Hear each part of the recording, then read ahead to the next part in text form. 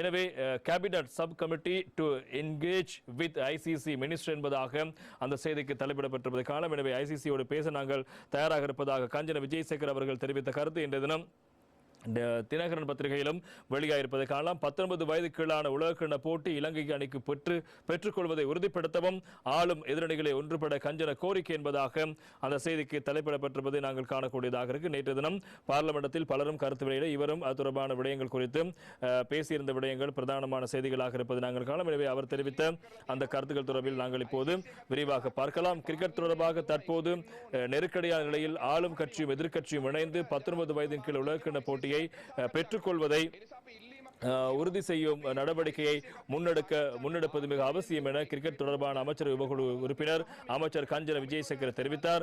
இதன் பின்னர் தமது தடையை நீக்கிக் கொள்வதற்கு வழிகளை மேற்கொள்ள வேண்டும் என்பதோடு இதனை அரசியல் ரீதியாக முன்னெடுக்க கூடாது என்பதும் முக்கியமானதாகும் எனவும் அவர் தெரிவித்திருக்கிறார். இதேவேளை ஐசிசியோடு கலந்துரையாடுமாறு அமைச்சர் உபகுழு ஜனாதிபதி பொறுப்பை ஒப்படைத்துள்ளார். அதற்கான வேண்டுகோளை தாம் ஐசிசிக்கு விடுத்திருப்பதாகவும் அவர் தெரிவித்தார். பார்லிமெண்டத்தில் நேற்று தினம் விசேட கூட்டொன்றை முன்வைத்து உரையாற்றும் போதே அவரது விடயங்களை குறிப்பிடுகிறார். கிரிக்கெட் விவகாரம் தொடர்பாக ஜனாதிபதி நியமித்த அமைச்சரவை உபகுழு தொடர்பாக பலருக்கும் தெளிவில்லாமல் இருக்கிறது. இந்த குழுவுக்கு ஒப்படைக்கப்பட்டுள்ள பொறுப்பு என்னவென்பது தொடர்பில் சிலர் குழப்பங்கள் ஏற்படுத்திக் கொண்டிருக்கிறார்கள். கிரிக்கெட் நிர்வாகம் தொடர்பாக எழுந்துள்ள சிக்கல்கள் மற்றும் எதிர்காலத்தில் மேற்கொள்ள வேண்டிய மாற்றங்கள் தொடர்பாக பரிந்துரைகள் மற்றும் யோசனைகளை முன்வைப்பதற்காகவே இந்த குழுவை நியமித்திருப்பது என்பதை அனைவரும் தெளிவுபடுத்திக் கொள்ள வேண்டும். விளையாட்டுத்துறை அமைச்சின் செயலாளர், கிரிக்கெட் சபை தலைவர், கிரிக்கெட் சபை, விளையாட்டுத்துறை அமைச்சர், விளையாட்டுத்துறை ராஜாங்க அமைச்சர் ஆகிய தரப்பினரை நாம் சந்தித்திருக்கிறோம். முதலில் பாராளுமன்றமும் இணைந்து விதிக்கப்பட்டுள்ள தடையை விலக்கிக் கொள்ள நடவடிக்கை எடுக்க வேண்டும். இந்த தடை தொடர்ந்து முன்னெடுக்கப்படுமானால் எனக்கு ஜனவரியில் 19 வயது கீழான உலகக்கோப்பை கிரிக்கெட் போட்டி மாத்திரமின்றி டிவிஷன் 1 கிடைக்காமலும் போகலாம். சிலர் நினைக்கலாம் தடை செய்யப்பட்டாலும் பரவாயில்லை, உள்ள சிக்கல்கள் தீர்த்துக் கொள்ளப்பட வேண்டும் என்று. எனினும் அவ்வாறு டிவிஷன் 1 விளையாட சந்தர்ப்பம் கிடைக்காவிட்டால் எமது விளையாட்டு வீரர்களுக்கு கிடைக்க வேண்டிய அனுபவங்கள் கிடைக்காது. அவர்கள் முன்னோக்கி செல்வதற்கு தடை ஏற்பட்டுவிடும்.